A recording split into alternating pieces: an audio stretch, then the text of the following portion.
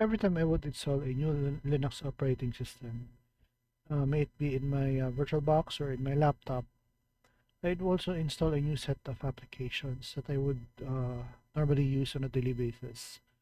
I would call this one as my productivity tools. Okay, so I will be discussing these productivity tools that I would install on my Linux machine. Basically, there's only five, uh, but these applications are just base applications, and I could add some more applications along the way depending on my needs. The one that I'll be showing are the very basic productivity applications that I would install after after a freshly installed Linux operating system.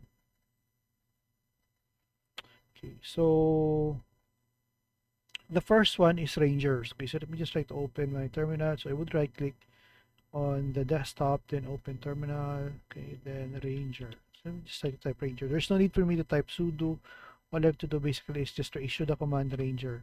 Okay, so basically Ranger is a console file manager with a VI key bindings. It provides a minimalistic and nice curses interface with a view of the directory hierarchy. Okay, so we can actually view the directory hierarchy. Okay, so I've also created a sample file, sample text file, which I'll be showing you.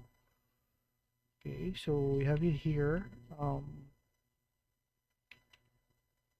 Documents. Okay, so you have it here, sample text file. Let's try to point our pointer. I can actually navigate my um, list of directory using only my arrow keys. Okay, so you can also see the content of my sample text, sample.txt, so hello world.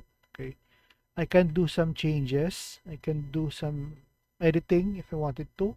By just trying to put my cursor on the file, but I won't be doing that. I'll just try to do something. Hello world, this is a test um, text. Okay, let's try to press enter. Let's try to exit. Okay. So as you've noticed, we already added a new line. Okay, hello world, this is a test text. That's my Ranger. Now, in order for me to terminate my Ranger application, what I would do is I would just press Control C, then press the letter Q. Okay.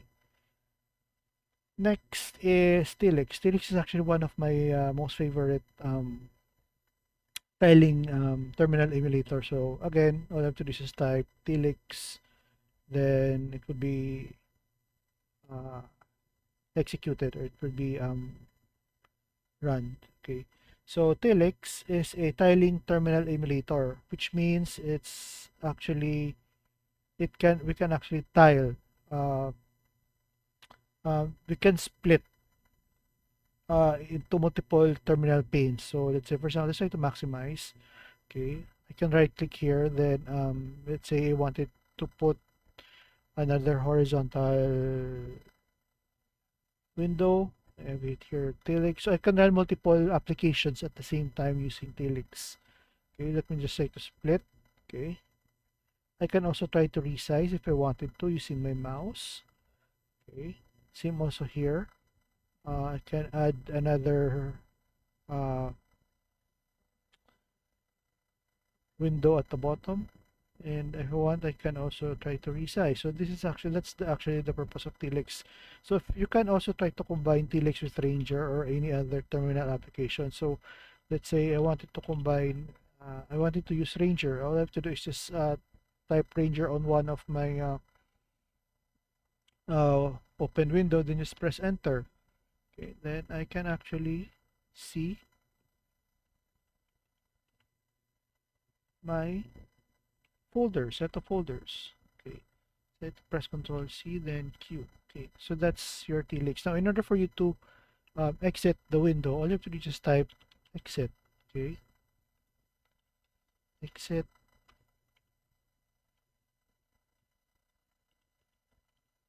Exit, then site type exit. Okay, that's Telex.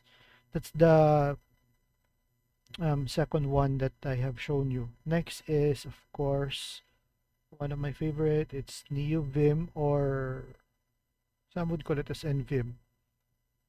Nvim, okay. Okay, so this is nvim. Okay, so this is actually a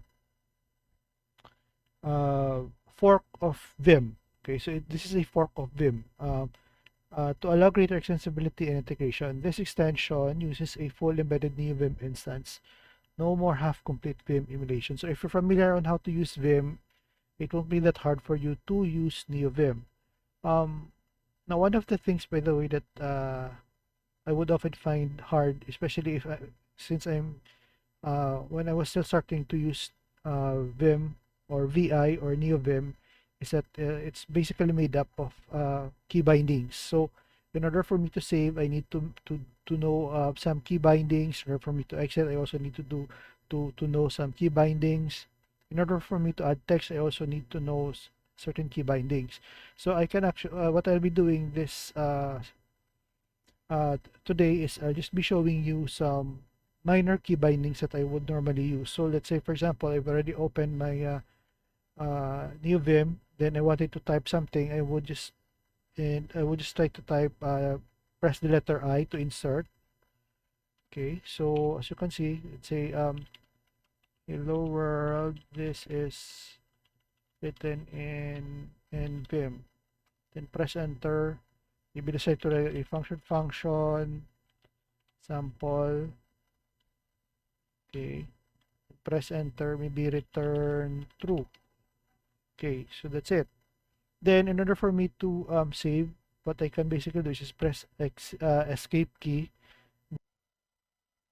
Okay, so let's try to save our work. There's some error that okay. What we can basically do is press colon, then W. Let's say try to type the file name, nvim.txt. Okay, so nvim.txt, it's already written. Then it's try to close, again, shift, then colon, then Q to quit. Okay, so we already quit. Try to put ls, we already have nvim.txt. Now, if let's say, for example, you want to open it again, what you can do is nvim.txt. Okay, then try to type I. Okay. I'm going to press escape, then shift colon, then WS. Okay.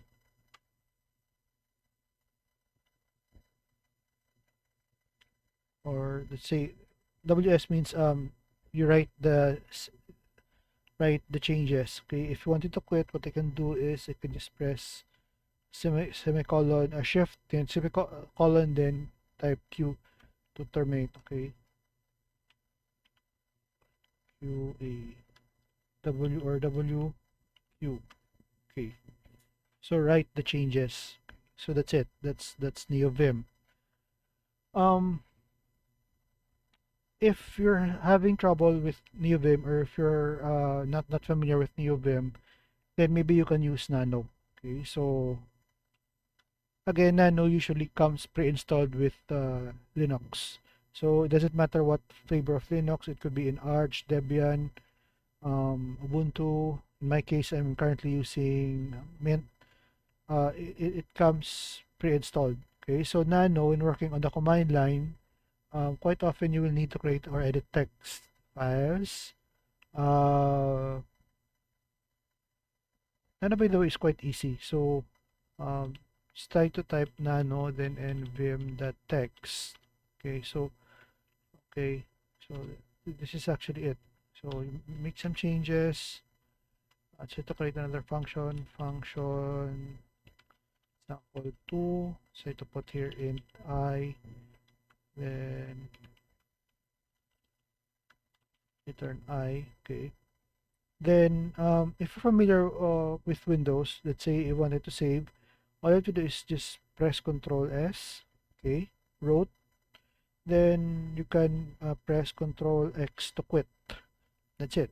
That's nano. Okay. Then last is git. Of course, let's try to type. Although I cannot show you, but what I can basically do is type man git. Okay. So basically, man git is a way for me to do um, versioning. Okay. So I can do version control using git. I can also do git clone if I wanted to have some certain packages that I wanted to download. I'll be using git for that. Okay, so um,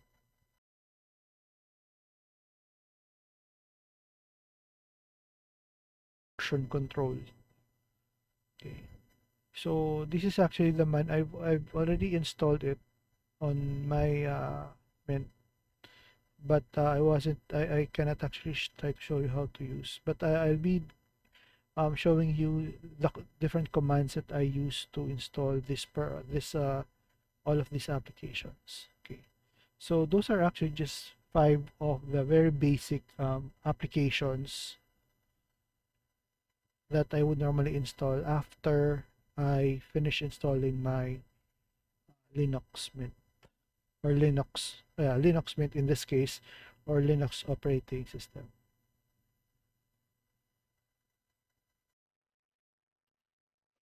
If you find the contents of this blog useful or interesting, don't hesitate to hit the subscribe button. And if you wanted to be notified every time a new video is uploaded, don't forget to hit the bell notification button. Thanks.